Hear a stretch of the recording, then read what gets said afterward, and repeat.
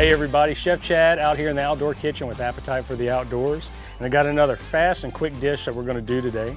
So we're gonna do bear tostadas. We've got our Kamado Grill getting up to a really nice high heat. And so to start, what we're gonna do is take our bear meat and we're gonna marinate it in some of the Carolina Cooker Eastern North Carolina barbecue sauce, which is fitting because this bear came from down east. We're gonna give this a good shake.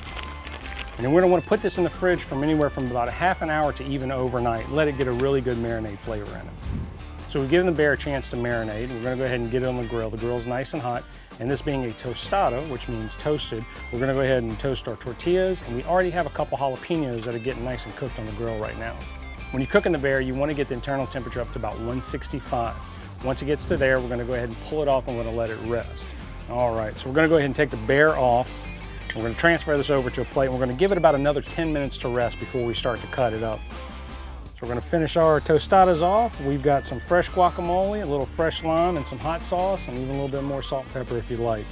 Easy, quick, very tasty dish. And as always, it's great to take wild game out in the field, but it's even better when you can incorporate it into a dish.